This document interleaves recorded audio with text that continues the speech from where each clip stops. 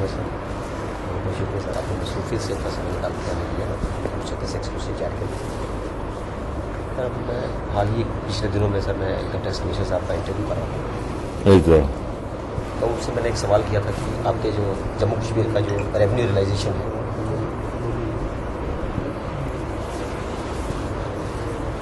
جموں کشمیر کا سر جو revenue realisation ہے انکم ٹیکس کا, وہ آلموسٹ ڈبل ہوا ہے. تو میں نے ان کے لوگوں کو کہا تھا کہ آپ کس کو اس کا کریڈٹ دیتے ہیں, انہوں نے کہا کہ prevailing situation in the state. تو یہ جو پریویلنگ سچویشن جیسے پیسفل سمر ہے, ابھی لاسٹ ایئر بھی ہم نے دیکھا امرناتھ یاترا بھی پیسفلی چل رہی ہے, اور جو state is moving at the path of development and peace. Sir آپ اس کے لیے کس کو کریڈٹ دیتے ہیں؟ جو حکومت سرکار کی باغ ڈور سنبھالے ہوئے ہے, اسی کو ہر چیز کا کریڈٹ اور ڈسکریڈٹ دیا جاتا ہے.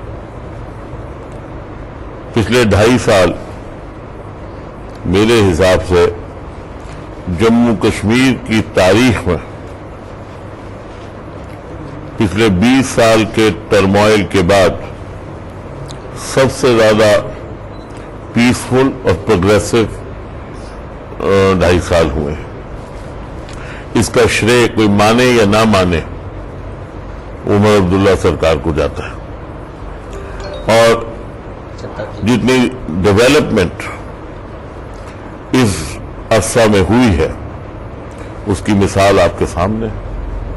آپ جموں صوبہ میں دیکھیے, آپ کشمیر میں دیکھیے, آپ لداخ میں دیکھیے, تینوں خطوں میں یکساں ترقی ہوئی ہے, اور اس ترقی کا کارن بنیادی طور پہ امن اور خوشحالی ہے, اور ایک اکنامک ریسرجنس ہوئی ہے. جو اکانومی رک گئی تھی جموں کشمیر کی, اور بالکل سارا نظام جو تھا وہ است پست ہو چکا تھا, وہ نظام واپس اپنے راستے پہ آیا ہے, اور ایک نئے طریقے سے اکنامی جو ہے وہ گروتھ کے پاتھ کی طرف بڑھ رہی ہے. اور جیسے آپ نے کہا کہ شاید آپ کو انکم ٹیکس کمشنر صاحب نے کہا, تو آپ اندازہ لگا لیجئے, اگر اس کا شرے کسی کو دینا ہے تو آپ کو سرکار کو ہی دینا پڑے گا. لیکن جو ہمارے مخالفین ہیں وہ عادت سے مجبور من گھڑت کہانیاں بنا کے ہمیشہ یہ بتانے کی کوشش کرتے ہیں کہ کچھ ہوا نہیں. اگر ہوا نہیں تو امن کہاں سے آیا؟ جو امن آیا تو وہ کس کی وجہ سے آیا, وہ کس کی کوششوں سے آیا؟ امن کا شرے آپ کس کو دیں گے؟ کہتے ہیں کہ سرکار نے کے آنے کے بعد کیا ہوا, جو ہوا وہ سب کے سامنے. گراؤنڈ کے علاوہ اس سرکار نے کچھ ایسے ایتہاسک اقدامات اٹھائے ہیں جن کو جھٹلایا نہیں جا سکتا. ایک انڈیپینڈنٹ آبزرور کے طور پہ آپ دیکھیے, رائٹ ٹو انفارمیشن ایکٹ یہاں تھا, اس کو اسٹرینتھن کیا اور انفارمیشن کمیشن بنائی. یہاں اسٹیٹ اکاؤنٹیبلٹی کمیشن آپ نے توڑ دی تھی, اس کا گٹھن ہوا. پبلک سروس گارنٹی ایکٹ آیا. دیکھیے جمہوریت میں کیا سب سے بڑی طاقت ہے؟ جمہوریت میں طاقت سب سے بڑی جو ہے دوبے صاحب وہ ہے, اس کے علاوہ آپ کو جو حق ووٹ کا ہے وہ سب سے بڑی جمہوری طاقت ہے. اور دوسرا یہ ہے کہ ایک عام غریب آدمی کو سوال پوچھنے کا حق. آپ دیکھیے, آپ پنچایتی راج قائم ہوا, 30 برسوں کے بعد ہوا, جو مرضی کوئی کہے یہ نہیں ہے, وہ نہیں ہے, ایسا نہیں ہے, ویسا نہیں ہے, لیکن نظام تو قائم ہوا. جب اس کا اعلان ہوا تو ہمارے مخالفین نے کہا کہ کوئی آدمی حصہ نہیں لے گا.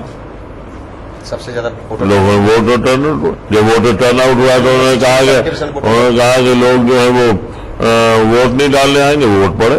اس کے بعد انہوں نے کہا کہ صاحب ان کو پاوریں نہیں دی جائیں گی, پاوریں دیجیے. اس لیے میرا کہنے کا مطلب یہ ہے. اور جو رائٹ ٹو انفارمیشن ایکٹ ہے, پبلک سروس گارنٹی ہے, آج ایک عام آدمی سوال وزیر اعلیٰ جموں کشمیر سے پوچھ سکتا ہے کہ آپ یہ فیصلہ کر رہے ہیں, کیسے فیصلہ ہوا؟ دیکھیے کتنی اپلیکیشن رائٹ ٹو انفارمیشن میں آ رہی, کتنی پبلک سروس گارنٹی ایکٹ میں آ رہی.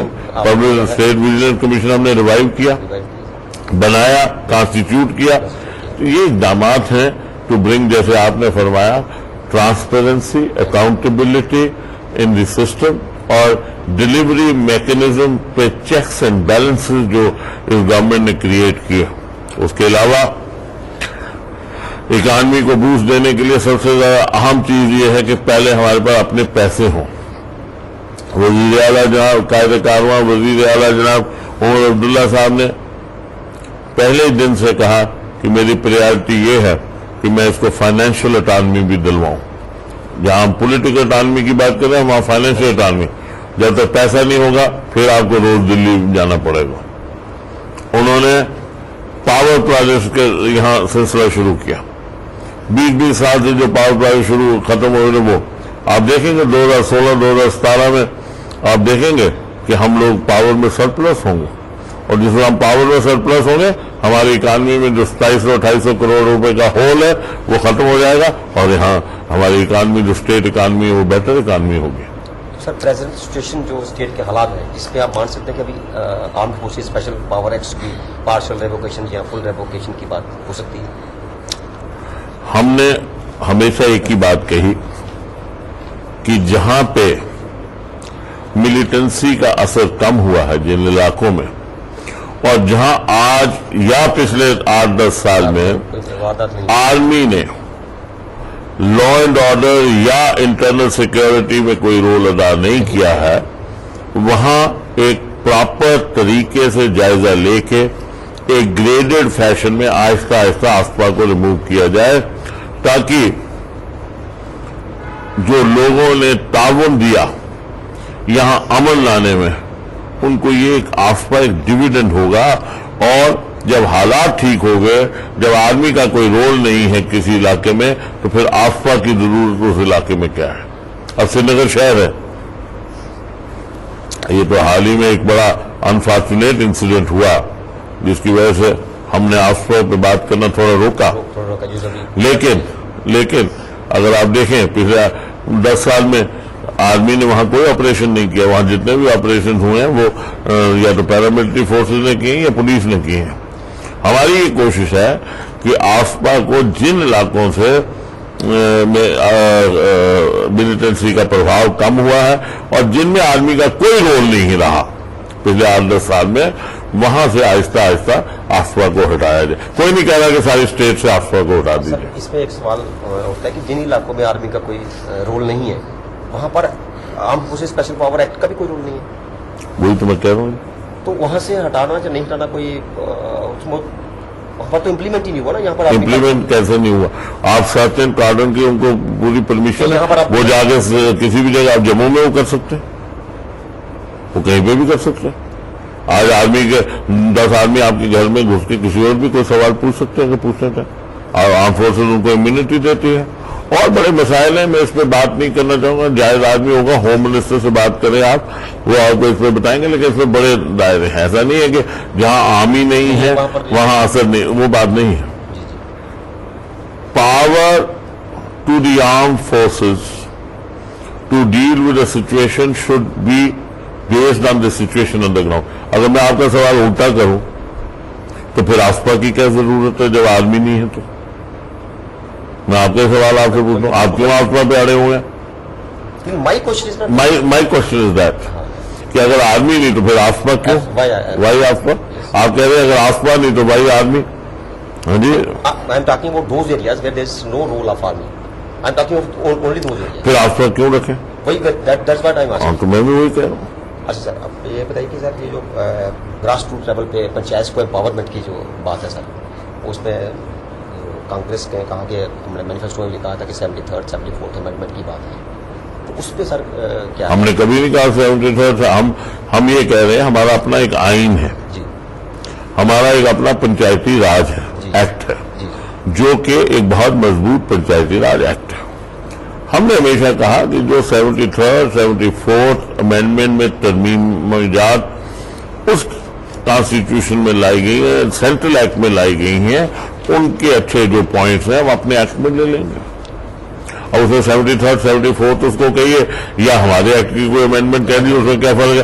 جب باڈی سیم ہو گئی، جب ہم نے یہ مانا، ہم یہ کہہ رہے ہیں کہ صاحب جو امینڈمنٹس جو ہندوستان کے جو Indian Panchayati Raj act of the country ہے اس میں ہے، وہ ہمارے آئین میں، کیونکہ ہمارا ایک اپنا آئین ہے، اس کا اپنا ایک ایکٹ ہے پنچایتی راج ایکٹ، ہم وہ ترمیمات جو ہیں وہ اس میں ڈالنے کو تیار بیٹھے ہیں. تو مجھے نہیں سمجھ آتی کسی کو کیا اعتراض ہو سکتا ہے. ہوں اگر آخلا آٹا گنڈے لیگی تو آخ دو تو پھلکا کھانا جی دوبے صاحب، تو پھلکے کا انتظام کرانے کون ٹوٹا دے نہیں. پھلکا 73rd 74th لکھی ہے کھانا، یعنی پھلکا کس آٹے کا بنے وہ کھاؤ نا. تو آپ کو نہیں جی آٹا بھی جی گٹھی بنانی چاہے وہ تھوڑا چاہتا آٹے کی جی قسم ہے تو دیو نا جی نہیں چاہیے.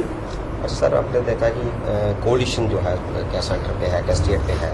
پرائم منسٹر صاحب نے بھی کہا کہ کمپلشن آف کولیشنس ہے، جس کی وجہ سے بہت کچھ کرنا چاہتے ہیں جس کی وجہ سے وہ نہیں کر سکتے. اسٹیٹ میں اس کے بارے میں سی ایم صاحب نے بھی کہا ہے کہ it's a compulsion of coalition that sucks to take action against the corruption. آپ کیا سمجھتے ہیں coalition is the best form of government اور از این آلٹرنیٹو؟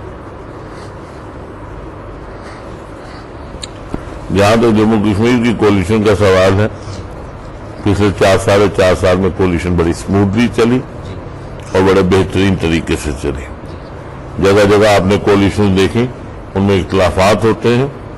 یہاں عمر عبداللہ صاحب کی زیر صدارت جو 4.5 سال حکومت چلی وہ بڑی اسموتھ چلی اور اس میں کوئی ایسا اختلافات نہیں ہوئے جس سے کہ کوئی ایسا احساس ہو کہ گورننس میں کوئی اثر پڑ رہا ہو. بہرحال کچھ چھوٹے موٹے باتیں ادھر ادھر سے ہوتی رہتی ہیں. بڑے گھر میں جب برتن بھی دو بڑے بڑے ہوں تو وہ بھی ٹھنکتے ہیں، لیکن اس کا یہ معنی نہیں ہے کہ کولیشن میں کوئی ایسی درار ہے. یہ فیصلہ لوگوں نے کرنا ہے کہ ان کو کولیشن کی سرکار چاہیے یا ان کو ایک پارٹی کی چاہیے. اور جمہوری قدروں کو برقرار رکھتے ہوئے اور ان کو سجدہ کرتے ہوئے یہ ہمارا فرض ہے کہ جمہوریت جو کہے، جو فیصلہ کرے، جو عام عوام فیصلہ کرے، اس کو سجدہ کر کے ان کو ویسی سرکار دی جائے. فیصلہ لوگوں کے پاس ہے کہ وہ سرکار ملی جلی چاہتے ہیں یہ ایک طرفہ جاتے ہیں، کیونکہ آج کی تاریخ میں عوام بہت سمجھدار ہیں اور وہ جانتے ہیں کس کو کہاں بٹھانا ہے. تو آنے والے سمے میں سر آپ نے بھی ابھی اسٹیٹمنٹ دیا کہ نیشنل کانفرنس جو سنگل لارجسٹ پارٹی کے روپ میں ابھر کے آئے گی. کانگریس کی پارٹی میں بھی یہ اسٹیٹمنٹس آ رہی ہیں، پی ڈی پی کی بھی آ رہی ہیں. آپ کن گراؤنڈس پہ بولتے ہیں کہ این سی جو ہے سنگل لارجسٹ پارٹی کے روپ میں ابھر کے آئے گی ان فورتھ کمنگ الیکشنز؟ 4.5 سال کی جو کارکردگی ہے اور اس سے زیادہ عمر عبداللہ صاحب کی اپنی شخصیت، مجھے بتائیے کہ عمر عبداللہ کے مقابلے میں اس وقت کون سا آدمی ہے جو اس سے زیادہ کیپیبل، اس سے زیادہ لائق، اس سے زیادہ آنےسٹ، اس سے زیادہ اپرائٹ، اس سے زیادہ دور اندیش اس لیڈرشپ کے پاس کسی کے پاس ہے؟ مجھے بتائیے. میں ایک اوپن ڈیبیٹ کرنا چاہتا ہوں کہ کون سا ایسا لیڈر ہے جو اسٹیٹ میں جو عمر عبداللہ کے ساتھ مقابلہ کر سکتا ہے؟ بتائیے. اگر ہے تو میں کہوں گا. میں کسی کے بارے میں بات نہیں کرنا چاہتا، نہیں تو مجھے 1 to 1 کمپیریزن کروا دیجیے، میں آپ کو کنونس کر دوں گا کہ عمر عبداللہ اگر 100 نمبر پہ 90 لیتا ہے تو باقی یہاں 10 والے ہیں. باقی ہاں یہ کتروں کتری کی جو سیاست ہے یہ نہیں چلے گی. یہ صرف اخباریں زندہ رکھ رہی ہیں، معاف کریے گا. آپ لوگ کتروں کتری کی سیاست کو زندہ رکھ رہے ہیں. لوگ نہیں یہ پسند کرتے. لوگ صاف نیک دور اندیز لیڈرشپ چاہتے ہیں اور وہ نیک لیڈرشپ صرف عمر عبداللہ کے پاس ہے اور کسی کے پاس نہیں. He is honest, he is upright, he is forthright, he is forward looking and what he has delivered is a landmark. اب لوگوں کو پسند اس لیے نہیں آتا جو ہمارے مخالفین ہیں کیونکہ انہوں نے کٹرو کٹری کی سیاست ہمیشہ کی. This is the dividend of those policies. Yes. And the citizens of the state are hopping on that. بالکل. This is the only tourism دیکھیے، the most number of tourism دیکھیے اور کوئی بھی ایسی کنٹروورسی نہیں ہونے دی جو کہ کہا جائے جس سے کہ نقصان ہوا. سر امرناتھ یاترا پہ انٹیلیجنس انپوٹس بھی تھی کہ سیکیورٹی تھریٹس کی اور یہ اسموتھ ابھی چل رہی ہے اور ابھی امید رکھتے ہیں کہ ایسے ہی چلے گی. تو اس کے لیے کیا اسپیشل ارینجمنٹس آپ کے ہیں کہ یہ وہ آپ ایم او ایس ہوم سے بات کریں یا چیف منسٹر صاحب سے بات کریں. مجھے نہیں معلوم کیا انٹیلیجنس رپورٹس تھیں اور کیا سیکیورٹی کے ارینجمنٹ یہ انہوں نے کیے ہیں. بہرحال ہم سب کی یہ دعا ہے کہ امرناتھ کی یاترا سموتھ ہو، جیسے پچھلے 4 سال ہماری حکومت میں سموتھ رہی، آگے بھی سموتھ رہے. لیکن آپ کو معلوم ہے امرناتھ پہ پہلے بھی لوگوں نے سیاست کی اور ابھی بھی سیاست جاری ہے. وہ لوگ جو 2008 میں جنہوں نے امرناتھ کی یاترا پہ سیاست کی وہ بھی لوگوں کے سامنے ہے. رات کے اندھیروں میں جو دلی میں میٹنگیں ہوئی میں نے ان کا ذکر کیا. انہوں نے میرے پتلے جلائے وہاں سری نگر میں، رام باغ میں پتلا جلایا. پی ڈی پی والوں نے کیوں جلایا؟ سیاسی میں نے سوال کیا، سیاسی جواب دیتے، کہتے جھوٹ بولتا ہے رانا، کہتے نہیں کہا پتلے جلائے. بتائیں تو میں بھی بتاؤں، مجھ سے پوچھے، مجھے بتائیں کون سی میٹنگ ہوئی، کہاں ہوئی. تم جھوٹ بول رہے ہو تو میں بتاؤں گا کون سی میٹنگ کہاں ہوئی، کون بھاجپا کا لیڈر تھا جموں کا جو دلی گیا، میں وہ بھی بتاؤں گا. انہوں نے کیا کیا وہاں کیا، انہوں نے کس سے کیا کہا. اس وقت ان کا ایجنڈا یہ نہیں تھا کہ جموں کشمیر کی بہتری، یہ چاہتے تھے کسی طریقے سے غلام نبی آزاد کی سرکار گرائی جائے اور جموں اور کشمیر کے 3 ٹکڑے کرنے کو تیار ہو گئے تھے. اس میں پی ڈی پی اور بی جے پی جو بالکل ایک ساتھ تھی. انہوں نے کوئی جواب نہیں دیا.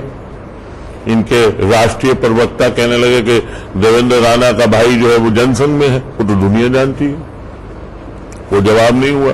میں تو یہ پوچھ رہا تھا کہ بھیا جو جن سنگھ اور ان کی میٹنگ ہے اس کے بارے میں بات کرو. وہ کہتے ہیں دیویندر رانا کا بھائی جن سنگھ میں، تو اب میں کیا کروں بھائی، ہے ساری دنیا جانتی ہے جن سنگھ میں ہے. ہاں جی، وہ جواب نہیں ہوا. پھر انہوں نے جب وہ جواب نہیں آیا پتلے جلانے شروع کر دیے میرے. تو پتلے جلانے سے کیا ہوگا؟ پتلے جلانے سے بہتری ہوتی ہے، کوئی ایسی بات نہیں. میں آج بھی اپنی بات پہ کھڑا ہوں کہ 2008 کی امرناتھ کی جو لینڈ رو تھا وہ ایک کانسپریسی تھی between the P D P and B J P, and it was hashed and discussed by 2 leaders of the PDP along with a top leader of the BJP, and the whole thing was facilitated, aided and abetted by a very senior BJP leader of Jammu. اور آج بھی کھڑا.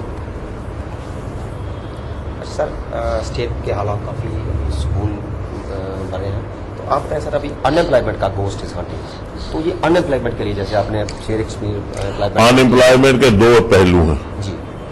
ایک ان employment ہے، ایک ان امپلائبلٹی ہے. جی. عمر عبداللہ صاحب نے جب سرکار سنبھالی انہوں نے اس پہلو کے دونوں حصوں کو پکڑا. ان امپلائمنٹ کو بھی سنبھالنے کی کوشش کی اور ان امپلائبلٹی کی. آپ نے دیکھا ہوگا ان امپلائمنٹ کا جہاں تک تعلق ہے اس کے لیے سرکاری نوکریوں کا بھی کیا جا رہا ہے اور سیلف امپلائمنٹ کے ایونیوز بھی کھولے جا رہے ہیں. ان امپلائبلٹی کو ٹیکل کرنے کے لیے اسکل ڈیولپمنٹ پہ بہت زور دیا جا رہا ہے. اس میں ہم شکر گزار ہیں کیندری سرکار کے بھی جنہوں نے ہماری کافی اس میں مدد کی. امید، اڑان، حمایت کی اسکیمیں بھی چلی. اسکیوپی ہے جو بہت اچھی ایک اسکیم عمر عبداللہ صاحب نے لانچ کی ہے، اور یہ ساری اسکیموں کے فائدے لوگوں کو، عام لوگوں کو مل رہے ہیں. ابھی اور کوئی اس طرح سے ہے کہ ابھی جیسے آپ نے ابھی مومنٹم سبمٹ کیا تھا یہ چلانا تھوڑا ٹی وی کو ہے یہ والا، یہ سر آن لائن ایئر ہو جائے گا. ہاں تو یہ بھی بھیج سکتے ہیں. ہاں جی ہاں چلو. اچھا سر، یہ امپلائمنٹ کی بات کر رہا تھا کہ اس میں سر ابھی ریسنٹلی کچھ آپ کا ایسا کچھ ہے کہ لوگوں کے لیے کہ آپ ابھی امپلائمنٹ 80,000 نوکریوں کی بات کی ہے، چل رہا ہے. سروس سلیکشن بورڈ، یہ بھگت صاحب، بی ڈی بھگت صاحب یہاں بیٹھے ہوئے، یہ چیئرمین تھے SSRB کے، اب ہمارے ساتھ جڑ گئے، نیشنل کانفرنس کے حصہ ہیں، ہماری سرپرستی کر رہے ہیں. ہاں یہ بڑی دیر ہو گئی. بی ڈی بھگت صاحب بہت ایک قابل، آنےسٹ، آپرائٹ اور ایسے سفید نما ان کا کیریئر رہا ہے، اور بالکل اگر کوئی آنےسٹی کا مجسمہ ہے بیوروکریسی میں تو یہ بیٹھے ہوئے ہیں. تو انہوں نے وہاں SSRB میں بہت کام کیا، ایک سسٹم بنایا، اسی کے تحت، اسی سسٹم کے تحت اب آگے سرکار کام کر رہی ہے اور جلدی سے جلدی ریکروٹمنٹ کی جو ہے پوسٹیں جو ہیں وہ بھری جا رہی ہیں.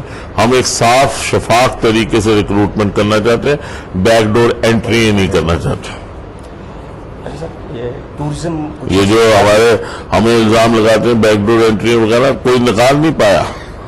بہرحال PHE میں جو انہوں نے PDP کے دوران بیک ڈور انٹریاں کی، وہ آج کل لوگ ہمیں مل رہے ہیں جگہ جگہ، کہتے ہیں لاؤ تنخواہ لاؤ.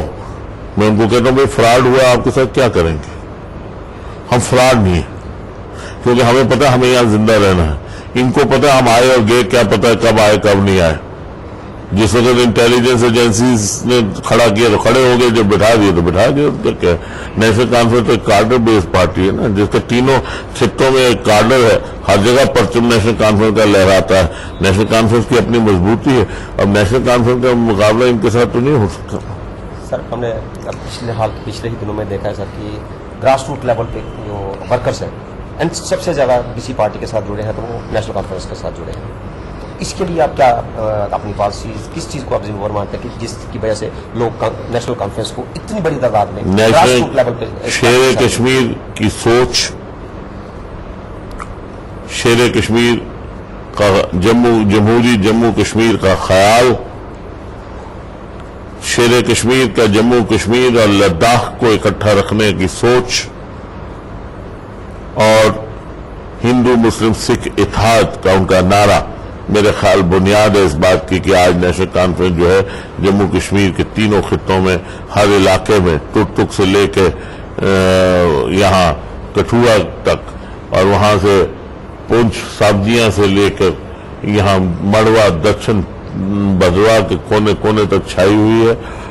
اور پھر اس کے بعد عمر فاروق عبداللہ صاحب جیسی قیادت جس نے اس کو اور سینچا اور ایک پودے کو مضبوط کیا، اور پھر عمر عبداللہ صاحب جیسی دور اندیش قیادت جس نے اس کو ایک ماڈرن ٹچ دیا، ایک فیوچرسٹک ٹچ دیا اور پرانے کو نئے کے ساتھ بلینڈ کر کے ایک بہتر جموں کشمیر کے مستقبل کی تعبیر کے لیے جو کوششیں کی اور 4-4.5 سال میں اپنا لوہا بنایا.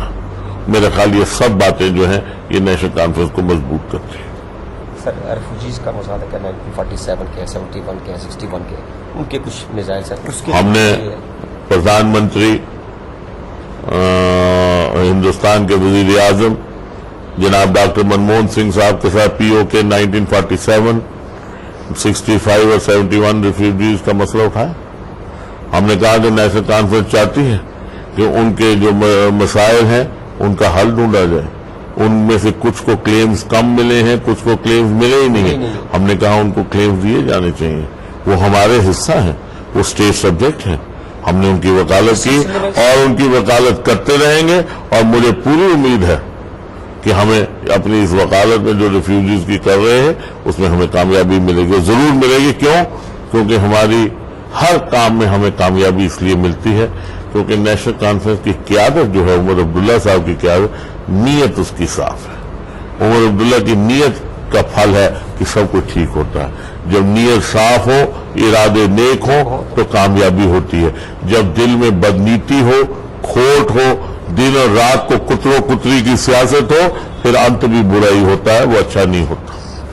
اچھا، جیسے اس میں مومنٹم میں آپ نے یہ بھی پوائنٹ رکھا تھا کہ سیکورٹی فورسز میں، آرم فورسز میں، ایجوکیشن سیکٹرز میں جموں کشمیر کے لوگوں کو پریارٹی دی جائے. اس سلسلے میں کچھ پازیٹیو ہم نے گورنمنٹ سے کیا آئے ہیں؟ ہم نے میمورینڈم دیا ہے جی، اس پہ وہ غور و خوض کریں گے. اور لیکن ہم نے اپنے پارٹی کا موقف رکھا. ہم نے ایک اور بات کہی، ہم نے کہا کہ یہ جو لائن آف ایکچوئل کنٹرول ہے اور ڈیفنس فینس ہے، اس کے بیچ میں جو لوگ پھنس گئے ہیں، کٹھوعہ سے لے کے پنچ رجوری پنچ گریز تک، ان لوگوں کا ایک اسپیشل پیکیج ہونا چاہیے. ہم نے کہا اس پیکیج میں ان لوگوں کو راحت ملنی چاہیے. ان کے لیے ایجوکیشن اور ہیلتھ کی جو فیسلٹیز ہیں ان کا لیول جو ہے وہ بڑھایا جانا چاہیے. ہم نے ان کو ہم نے یہ ڈیمانڈ کی آنریبل وزیر پرائم منسٹر صاحب سے، اور مجھے یہ بڑا شکر گزار ہوں ہم لوگ ہیں کہ انہوں نے بڑے دھیان سے اور تسلی سے ہماری باتیں سنی اور ہمیں آشواسن دیا کہ ان سب باتوں پہ غور کیا جائے گا. ہم نے میمورینڈم پیش کیا. مجھے پوری امید ہے خواہ وہ ریفیوجیوں کا معاملہ ہو، خواہ ان لوگوں کا معاملہ ہو یا اور معاملے ہوں جو ہم نے اٹھائے ہیں ان پہ. ہاں جی، ہم نے یہ بھی کہا کہ پہاڑی جو اسپیکنگ لوگ ہیں ان کو ریزرویشن دینی چاہیے without affecting the reservation available to the Gujjars or any other community. تو ہم تو یہ بھی توقع کرتے ہیں کہ وہ ہماری بات کو اس کو مانیں گے اور ان کو بھی ریزرویشن دیں گے، کیونکہ ہم ایک انکلوسو پالیٹکس میں یقین رکھتے ہیں. ہماری پالیٹکس ایک انکلوسو پالیٹکس جس میں جموں کشمیر اور لداخ کی ایسپیریشنز کو ملا کے ہم اکٹھے چلنا چاہتے ہیں. ہم سب کو اکٹھا لے کے چلنا چاہتے ہیں. ہم ایک ایسا جموں کشمیر بنانا چاہتے ہیں جو ایک ایسا گلدستہ ہو جس میں سب کی خوشبو اور مہک اکٹھے آئے. اس میں ہندو کی بھی خوشبو آئے، مسلمان کی بھی خوشبو آئے، سکھ کی بھی خوشبو آئے، عیسائی کی بھی آئے، بودھ کی بھی آئے، اور یہ گلدستہ ایک مہکتا گلدستہ ہو جسے جموں کشمیر کہیں. اور جموں کشمیر کو ہم اکٹھا رکھنا چاہتے ہیں اور رکھیں گے. جناب عمر عبداللہ کی قیادت میں دیش نے کافی اسٹیٹ نے کافی پروگرس کی ہے، لیکن سر ہمارا اسپورٹس میں ہماری اسٹیٹ کافی پیچھے ہے.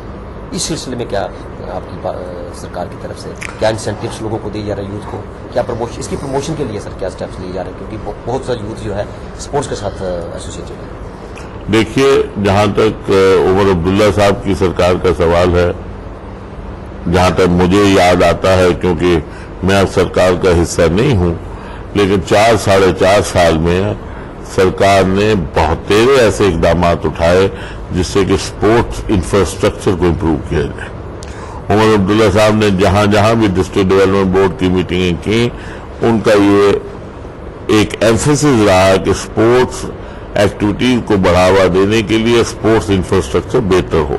لیکن میں یہ نہیں کہہ سکتا کہ سب کچھ ہو گیا، بہت کچھ کرنے کی ضرورت ہے، اور مجھے پوری امید ہے کہ گورنمنٹ جو ہے اس کی توجہ اس طرف ضرور ہوگی. پرویز رسول ہمارے ریاست کے نیشنل ٹیم میں کھیل رہے ہیں، بڑی خوشی کی بات ہے. تو آپ کو اس کو کس طرح سے ایک کرکٹ کی پروموشن کے لیے آپ ان کے سلیکشن کو دیکھتے ہیں؟ پرویز رسول کو میں نے مبارک دی، اس لیے مبارک دی، ہمارے وزیر اعلیٰ نے تو پہلے ہی مبارک دی تھی، ہم نے بھی مبارک جموں سنبھاگ سے دی. کوئی آدمی جموں کا رہنے والا ہو، کشمیر کا رہنے والا ہو یا لداخ کا رہنے والا ہو، جب تک وہ جموں کشمیر کا ایک بشر ہے، وہ اگر کوئی چیز میں ایکسل کرتا ہے تو ہم سب لوگوں کو اس کی خوشی محسوس ہونی چاہیے، اور ہم سب لوگوں کو یہ سمجھنا چاہیے کہ ایک آدمی اگر وہاں پہنچا وہ آئیکانک فگر بن جاتا ہے.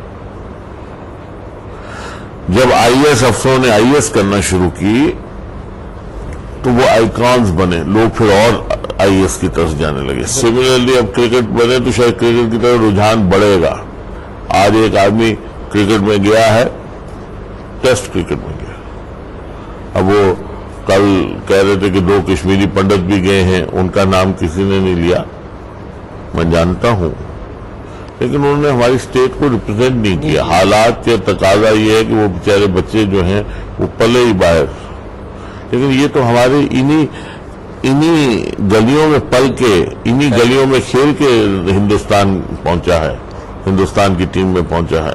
مٹھن منہاس ہمارا بچہ ہے، وہ بھی یہاں گلیوں سے کھیل کے پہنچا، لیکن وہاں نہیں پہنچ پایا. ہمیں ناز ہے، ہمیں گرو ہے ان پہ، اور مبارکباد کے مستحق ہیں ڈاکٹر فاروق عبداللہ جو پریزیڈنٹ ہیں جے کے سی اے کے، اور بشن سنگھ بیدی کو انہوں نے لایا. اور پرویز رسول نے اپنے بیان میں کہا کہ مجھے سب سے زیادہ بیدی صاحب سے فائدہ ہوا، تو بیدی صاحب کو لانے والے فاروق عبداللہ صاحب تھے. لیکن یہاں کون مانتا ہے؟ یہاں جس سے بات کریے وہ کہتا کچھ کیا ہی نہیں، کیونکہ وہ یہ کہنا چاہتے ہیں. صاف دکھ رہا ہے سامنے دکھ رہا. ٹورزم میں آپ ترقی دیکھیے، آپ جموں شہر کی ترقی دیکھیے، آپ دیکھیے، نظر دبائیے، سالہ سال ویزیبل ڈیولپمنٹ ہے اور وہ سامنے دکھ رہی. آپ فائنلی سر آپ لوگوں کو کیا میسج دینا چاہیں گے ریاست کی عوام؟ ذات، برادری، مذہب، علاقہ کی سیاست سے اٹھ کر ذاتی مفاد کو بالا تر رکھ کر 2014 میں وہ فیصلہ کرے جو جموں کشمیر کے مستقبل کے لیے کی بہتری کے لیے فیصلہ ہوگا. وہ فیصلہ کرے جس سے کہ جموں کشمیر کی ترقی ہو، وہ فیصلہ کریں جس سے جموں کشمیر خوشحالی اور امن کی طرف اگرسر ہو. اور جیسے یہ 2.5 سال نکلے ہیں मैं दुआ करता हूं कि अगले साल 1.5 साल भी ऐसे ही निकलेगा जो हमारी हुकूमत का कार्यकाल है, और उसके बाद फिर मुझे पूरी उम्मीद है कि उमर अब्दुल्ला साहब की सरकार आएगी और वो सरकार इसी कड़ी को आगे चलाते हुए एक और बुनियाद जो उन्होंने रखी है उस पर एक बड़ी खूबसूरत अमन की, खुशहाली की, जम्मू कश्मीर की अक्सरियत की एक ऐसी इमारत बनाएंगे जो मिसाल होगी पूरे हिंदुस्तान में और पूरे बर्र सगीर में। बहुत बहुत शुक्रिया।